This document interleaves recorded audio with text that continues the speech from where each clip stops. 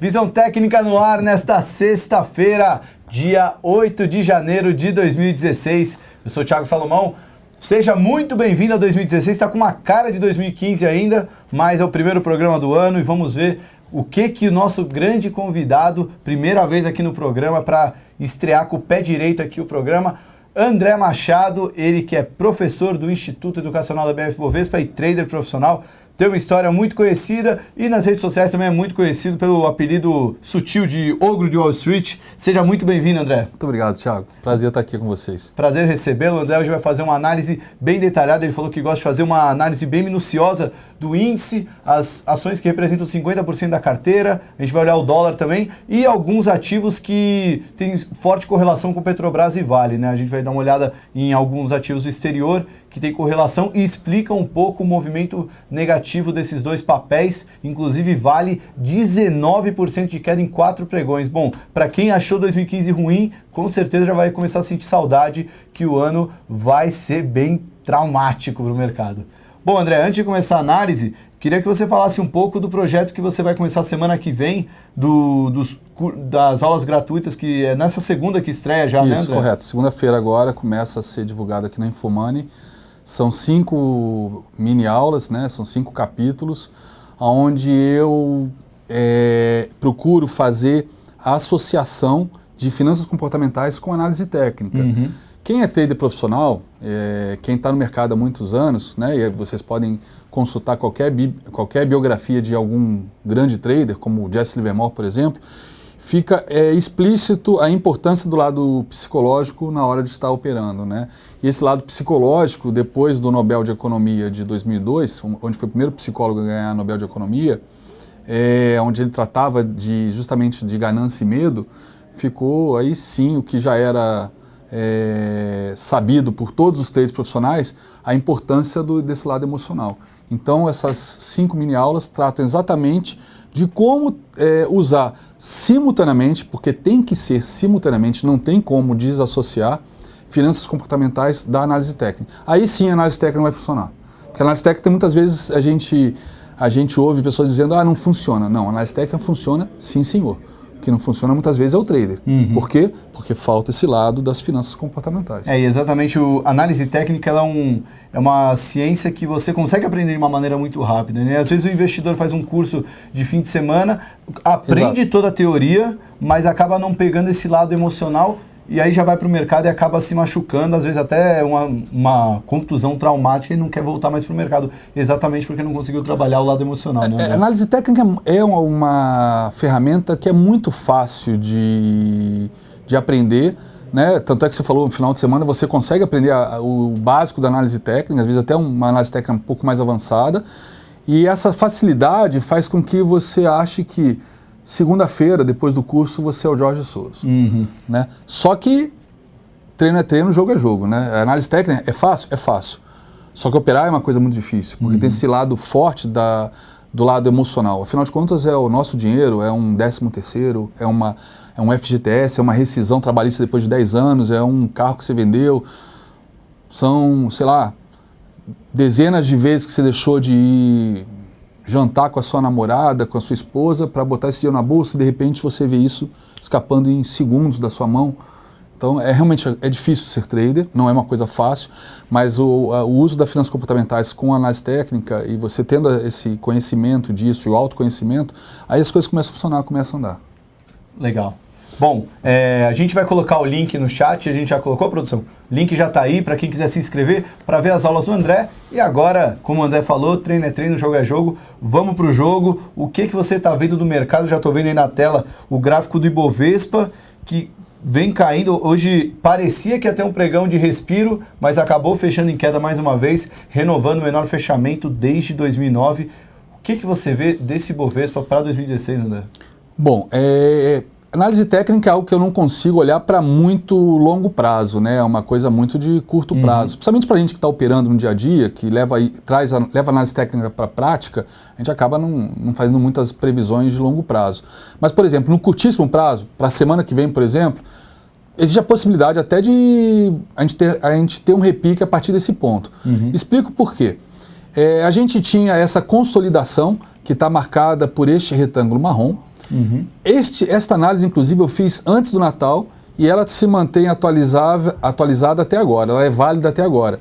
Né? Ela, depois do Natal, depois do Réveillon, ou seja, a gente vinha neste retângulo, numa consolidação, em algumas situações fundos ascendentes, fundos descendentes, topos ascendentes, topos descendentes, mas já na segunda metade de setembro, eu até comentei com os meus seguidores e falei, galera, olha só, pode ser, eu estava realmente botando força que os 44 mil podiam segurar nessa consolidação e jogar o Ibovespa para cima.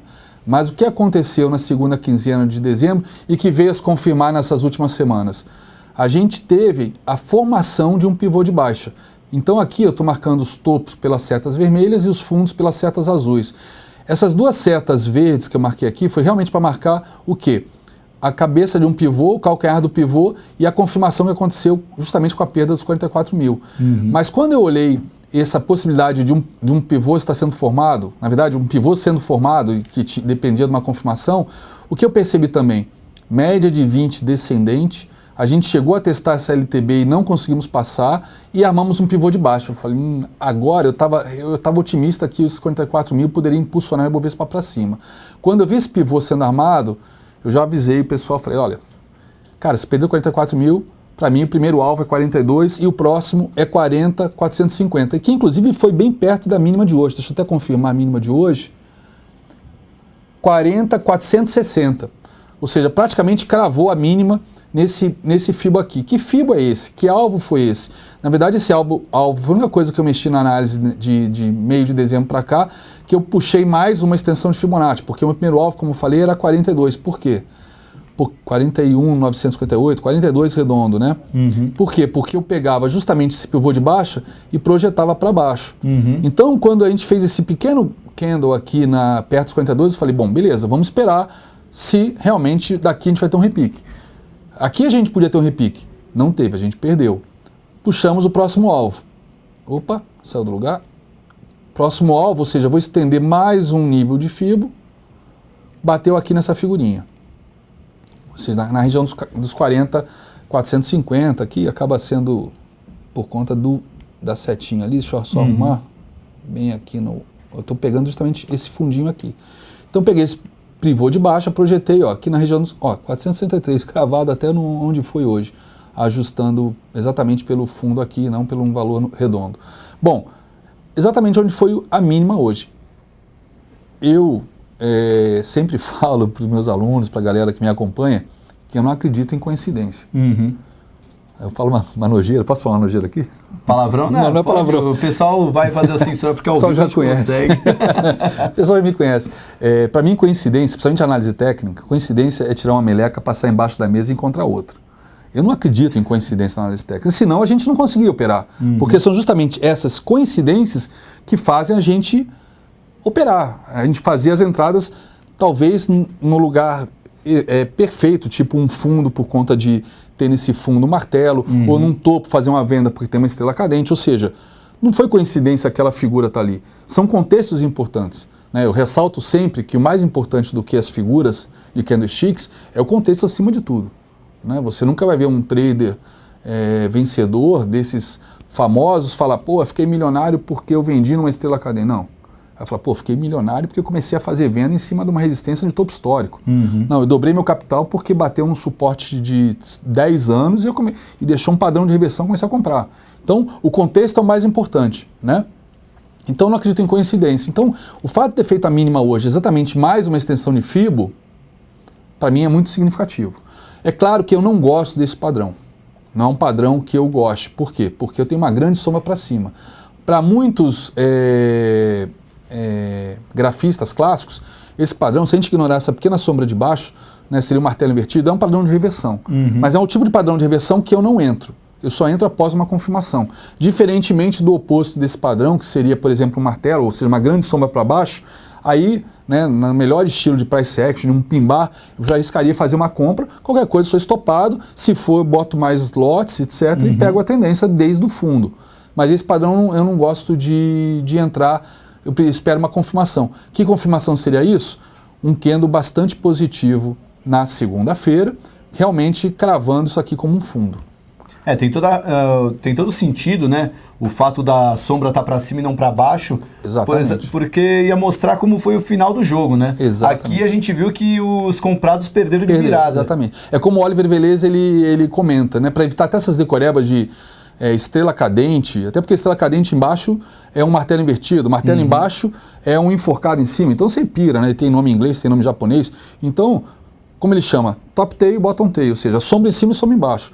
Sombra em cima é o controle passando para os vendidos. Então eu não vou comprar quando o controle está com os vendidos. Ah, mas é um suporte importante. Beleza, eu prefiro a confirmação.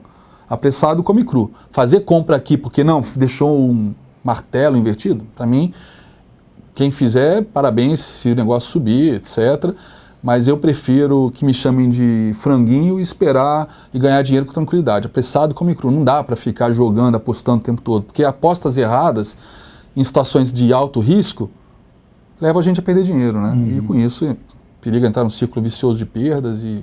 Enfim, segunda-feira, se tiver um padrão de alta aqui, aí sim pode ser uma operação de curto prazo, porque um padrão de alta não significa reversão, mas significa a possibilidade talvez de um repique em direção à média. Ou quem sabe até, acho que já dá até para, com essa queda, a gente duplicar essa linha de tendência de baixa. Ó, tem espaço aqui por esse canal, por exemplo, tem espaço para cair ainda mais. Mas a gente também agora, se tivesse considerar que isso aqui pode ser uma highway onde o preço está navegando dentro dessa área, tem mais possibilidade de subir do que cair, ou seja, não entrar em tendência de alta, mas repicar para cima, então, em busca da LTB, ou da média de 20. Um primeiro alvo desse repique aí seria... Para mim a média de 20, aqui nos 44 mil. Deixa eu só colocar na tela aí que acho que não está aparecendo. Aí. Aqui, 44 mil. Então o primeiro repique seria ali a linha azul, né? Sim. Na região de 44 mil. 44 ou 43.600, essa região aqui, uma faixa de preço que na volatilidade do intraday, para quem opera índice futuros, é tranquilo. E qual a continuidade do trade que você... Bom, se perder este fundo, né, além de ter a linha de retorno aqui embaixo, essa linha de retorno ainda é suspeita, porque eu não tenho dois toques nela, né, para poder realmente dizer, aqui é uma linha de retorno, pode bater e voltar e repicar, né, eu não estou pegando dois pontos, é uma linha realmente bem fraca. Eu até gosto de, para o trade, para não me atrapalhar na hora do trade, eu uso uns padrões de cores e de graduação da linha para realmente não dar tanta ênfase para ela. Mas é uma possibilidade de uma linha de retorno. Mas o que eu gosto mais importante para mim do que essa linha de retorno, seria se perder os 44.460, mínima de hoje, aí não tem jeito. Não adianta ficar chorando, se lamentando. Eu que gosto de Fibonacci, a única solução que eu vejo nessa hora é, bom, eu já tinha estendido um nível, estendi o segundo, estendi o terceiro. Está aqui. Ou seja, eu vou trazer esse nível que estava mais acima para a cabeça do pivô de baixa. Aí o alvo passa a ser a região dos 37.750. É ruim? É ruim. É péssimo para o mercado, é péssimo para quem está comprado. Mas é o que o gráfico está me mostrando. Mas o mercado dá a opção de ganhar na queda. Claro, isso é sensacional. Quem gosta de ganhar na queda, e eu gosto particularmente, a minha virada foi em 2008, né, depois daquele fatídico ano de 2004 ou 2005. Então eu adoro queda porque cai muito rápido. Dá para ver aqui nesses dias como é que foram esses dias de queda, né? Mas temos que estar preparados para os dois cenários e usufruir do que o mercado nos oferecer segunda-feira. Muito bom, porque no fundo é isso que o trader tem que fazer, né, André? A adivinhação só vai levar, ele pode até acertar uma vez ou outra, mas o risco é muito maior. Esteja preparado para o cenário que está por vir e pega a tendência. Né? Olhar o gráfico e ir na direção que ele está te mostrando, sem nenhum viés. Mas a China vai explodir, a China vai acontecer isso, a China vai acontecer aquilo. Pode acontecer tudo isso na China e semana que vem ser uma semana que feche com alta de 8%, de 5%. E aí, vai ficar olhando? Então, para quem pensa em médio e longo prazo, eu acho que é importante entrar em tendência de alta. E não é o caso. Então, esperar um pivô de alta, esperar romper essa LTB, aí sim você monta a posição, monta a carteira para o ano. Agora, para quem faz swing trade ou day trade, é seguir o que o gráfico está mostrando e ponto final. Vamos dar uma passada no dólar? Vamos lá. Bom, o dólar tem uma peculiaridade. Quem olhar o dólar agora, o meu gráfico de dólar, talvez estranhe um pouco, porque assim como o dólar, né, e qualquer contrato futuro, e bem como as ações, eu só trabalho com gráficos não ajustados. O que são gráficos não ajustados? No caso das ações, eu não desconto dividendos, nem juros sobre capital próprio, outros tipos de proventos. Por quê? Porque para mim, como grafista, né, isso, inclusive o próprio Daniel Kahneman tratou bastante disso também nos estudos dele sobre ganância, medo, né, na chamada teoria da perspectiva. Existe no mercado financeiro algo chamado ancoragem, que significa o quê? É o efeito memória dos preços. Então, na cabeça de todo mundo, não importa que o cara está posicionado, recebeu dividendos da Petrobras, por mais merrecas que tenham sido, o cara que comprou no topo, na euforia do grau de investimento, etc., pré-sal, o topo da Petrobras é R$53. Não adianta você sair descontando dividendos e falar, não, o topo da Petrobras é 42. Não, não é, 53. Isso na minha humilde opinião. Então eu trabalho com o topo histórico nominal, 53. Claro, se tiver em split, e a Petrobras, um split agora e juntar, né, ela fechou hoje a quanto? Fechou hoje a... Eu tampei aqui, deixa eu dar uma olhada. A Petrobras está ali, tampou, tá. 6,27. Não adianta chegar, fiz o split, vai para 62,70 centavos, 10 para 1. Aí eu tenho que ajustar isso, senão aí não consigo trabalhar. Mas dividendos, eu não considero. Mesma coisa no futuro, né? Nos futuros, por exemplo, eu desconto o quê? A taxa Selic, que é a maneira como qualquer ferramenta gráfica ajusta as várias séries, os vários vencimentos. Então, se você olhar, por exemplo, o dólar aqui, vamos olhar um período mais longo, né? Vamos botar em gráfico, por exemplo, mensal. Né? Eu estou olhando o gráfico não ajustado. Então, período, ó, aquele estresse, aqui não dá para ver, mas não dá para ir mais longe, mas aqui em 2003, aquele período, logo depois que o Lula entrou, mas a gente teve aquele estresse no final de 2002 por conta da vitória do PT, o valor não ajustado do dólar, ou seja, o valor que foi negociado na época, contrato futuros do dólar, está aqui. Deixa eu só checar. 4,63. Se eu tirar os ajustes, incluir agora os ajustes, no caso dos futuros, ó, 14,342. Para mim não faz sentido, como grafista, considerar isso como topo histórico, onde ele tem potencial de ir até lá, etc. Isso fica mais evidente, talvez, para quem não opere dólar, a gente olhar o índice futuro. O topo histórico do Ibovespa foi na faixa dos 73 mil pontos. Sim. O futuro, 74 mil, um pouquinho a mais, por conta justamente da taxa de juros, que é embutida no contrato. Né? Se você olhar um gráfico ajustado, 136 mil pontos. Então eu vejo o LTB sendo traçado dos 136 mil para baixo, pega bonitinho, até... Olha, no final, se você está ganhando dinheiro, se funciona, não faz diferença. Isso não interessa se é ajustado ou não ajustado. Não adianta você trabalhar não ajustado e estar perdendo. Mas eu, como trader, mas também como analista, né, que eu preciso analisar para fazer minhas operações, eu não vejo sentido ficar olhando esse tipo de gráfico. Se eu tirar o ajuste agora, a gente vai ter o valor nominal da época, ó, 74.495. Então, voltando ao dólar... Saudade, hein? Eu tava instalando o Profit na minha máquina nova lá no Rio, essa semana, e aí ele baixou com um gráfico de 2 anos atrás. Baixou 60 e poucos mil pontos. Aí eu falei, 66 mil pontos e estava na terça-feira, se não me engano, 42, não sei o quê. Falei, nossa, que gap. Que gap nada, era onde estava há 2 anos, né? Mas, voltando ao dólar agora, feita essa ressalva do gráfico não ajustado, isso aqui então é o contrato do dólar futuro contínuo, para a gente poder ver a tendência, né? E o que eu comentei, inclusive a análise continua valendo, a mesma análise que eu fiz no meio de dezembro, antes do Natal, que eu comentei com a galera, postei lá no grupo do Ogro.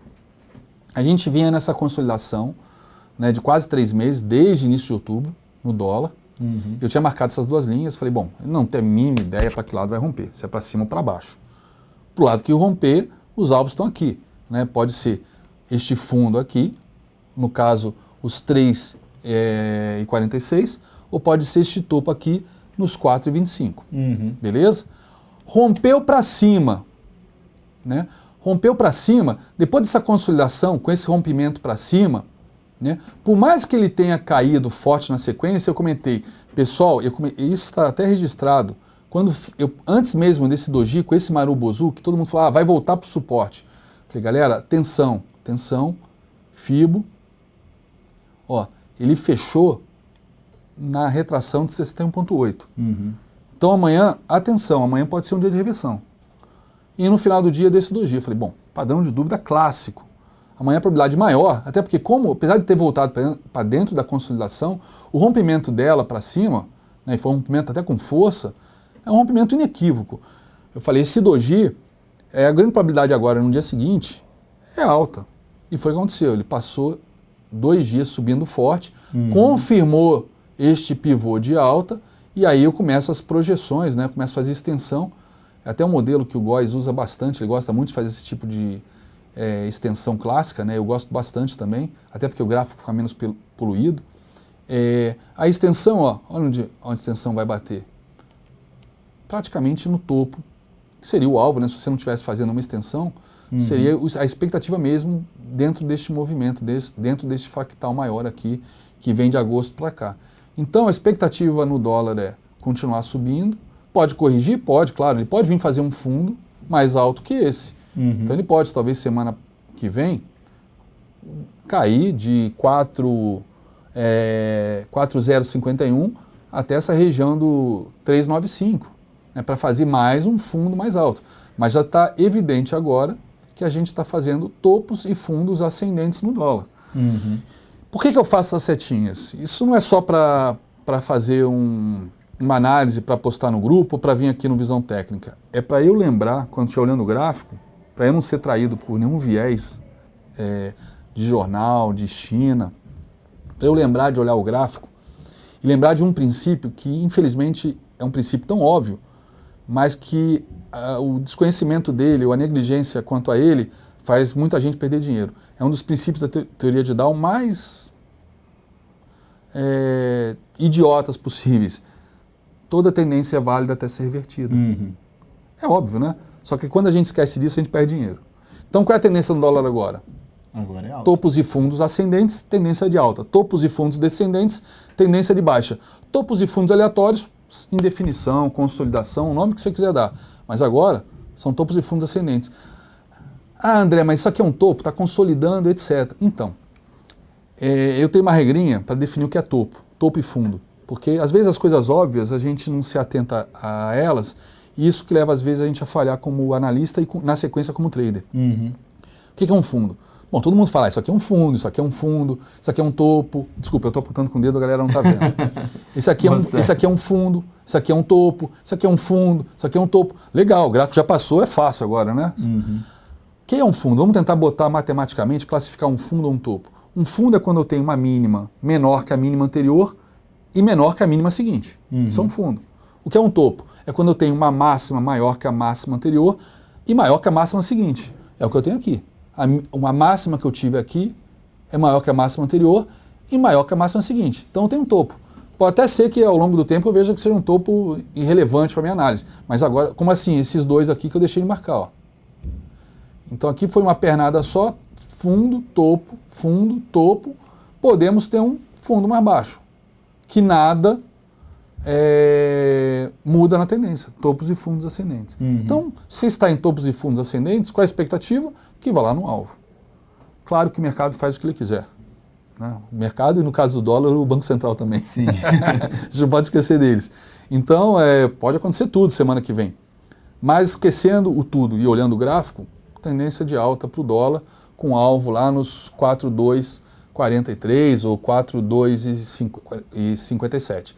Claro que nessa volatilidade aí pode ter um recuo até a média de 20, fazer um pullback decente, né, que ele não fez ainda um pullback nessa resistência importante que foi rompida. Né, essa resistência está no 397, ou seja, comprar, por exemplo, dólar aqui é super perigoso, principalmente para quem faz swing trade. Agora, pontos que a gente pode esperar uma reversão, né? Justamente, se fizer um retorno, né, uma correção, aqui nessa linha azul mais grossa, que provavelmente, se isso acontecer nos próximos dias, vai estar batendo também junto com a média de 20, etc. Ou seja, passa a ser um suporte bem forte para jogar o dólar, aí sim, posicionar ele, para quem sabe ir lá no 4,25. Então, resumindo essa análise de Bovespa e dólar, o movimento mais saudável, pelo menos imaginando que não tem nenhuma interferência externa, mas olhando apenas para os gráficos, o movimento mais saudável agora seria uma correção para o dólar, que já está formando um topo, e agora formar uma correção para um fundo, continuar esses fundos ascendentes, e para o Ibovespa também uma correção. Já que ele chegou num alvo muito forte depois de um movimento muito intenso que foi nessa semana. E no caso do Ibovespa, ficar de olho principalmente na segunda-feira. Segunda-feira é a minha expectativa de confirmar esse suporte de FIBO, né? E se realmente fizer, por exemplo, um Marubozu de alta, que é aquele candle grande, branco, que o Oliver Velez chama de barra elefante, junto com os 2 candles de hoje e de ontem, né? Esse padrão de 3 candles aqui nessa região seria o que a gente chama de estrela da manhã. Esses 3 candles, Marubozu de baixa, um doji de dúvida, uma estrelinha, um Marubozu de alta, estrela da manhã, sinalizando um repique. É reversão de tendência? Não. Mas para quem opera intraday e índice futuro, é a possibilidade de ganhar bastante dinheiro num rallyzinho aí de alguns dias. Você falou que segunda-feira é o dia, já vale deixar a dica, né? Para quem, domingo é aquele dia que a gente acaba dormindo um pouquinho mais tarde, quem não tiver a fim de assistir o Fantástico, não tiver muita coisa para ver, Bolsa Chinesa vai abrir meia-noite, lá perto da meia-noite, e deve ter uma grande volatilidade porque é esperado que os investidores que não podiam vender os papéis desde julho, né, quando foi anunciada a medida, julho ou agosto, eles vão poder começar a vender uma parte a partir de segunda-feira, né? Então a gente vai ver se eles vão querer vender tudo de uma vez ou eles vão vender de pouco em pouco ao longo de 3 meses. Eu sei que é aquela coisa que vai estar fora dos gráficos, mas pelo menos já vai mostrar como o mercado deve acordar na segunda-feira. Né? Uma das coisas que eu adoro ler notícias, tento evitar que elas influenciem no meu dia a dia operando, né? Mas é inevitável não ler notícias, eu sou viciado em notícias. E vocês publicaram uma notícia esses dias que eu achei sensacional, que me deixou preocupado, que pode inviabilizar tudo isso, que vocês comentaram o pico que a China tinha de dinheiro tomado emprestado para financiar a margem, que foi uma coisa de 350 e poucos bilhões de dólares em julho, que foi o pico, mas que de lá para cá caiu 17%. Aí peguei HP, 17% para baixo, 294 bilhões de dólares ainda de financiamento para a margem. Ou seja, com essas quedas desses dias, se forem ter que zerar essa posição para pagar os bancos, onde eles pegaram esse dinheiro todo para a margem, para operar alavancado, meu Deus, não tem como segurar essa China. Não tem como, a menos que o governo vá lá com 294 bilhões e pague essa margem para a galera deve estar recebendo chamada de margem e vai continuar vendendo, porque tem que pagar esses empréstimos. 294 bi de dólares. Não é de yuan, é de dólar. Não é nem de real, é de dólar. Né? É muita grana. Então, a China é um problema muito sério agora para o mercado. Um problema do tamanho da China. Exatamente. Mas, voltando, só concluindo aqui o Ibov, então, eu puxei o próximo alvo, caso a gente perca segunda-feira a mínima de hoje, mas a mínima de hoje não está valendo essa extensão aqui, ó. Ó, o tempo todo, não estou nem olhando para esse fundo, o tempo todo eu estou olhando aqui para a cabeça do pivô de baixo. Ó, botei aqui esse nível, projetei para baixo e pegou aqui nessa região dos 450 a 40, 500. Inclusive, uma coisa que eu vejo muito no Ibovespa, eu gosto muito de Fibonacci, mas eu percebi que no índice futuro, no Ibovespa, uma das retrações ou projeções que mais funciona é justamente nessa no nível de 50. Então, eu não vou dizer que eu estou otimista, porque eu não estou. Não tem como estar otimista hoje. Mas eu acredito na possibilidade de um repique a partir desse ponto. Mas a gente acompanha o gráfico. Se perder segunda-feira isso, então não tem choro nem nada, o alvo passa a ser, aqui ó, 38 mil, caiu redondo inclusive agora, cabalístico. Bom, vamos dar um intervalinho, a gente para um minuto para a gente analisar depois as blue chips que o André separou, que são metade do Ibovespa, que também não é grande coisa, é muita coisa, né? Porque o Ibovespa é tão concentrado que dá umas 7 ações. A gente dá um intervalo de um minutinho só para pegar uma água, quem quiser também aí fazer um xixi, tomar uma água, a gente já volta rapidinho com o segundo bloco, a análise das blue chips. Fique ligado.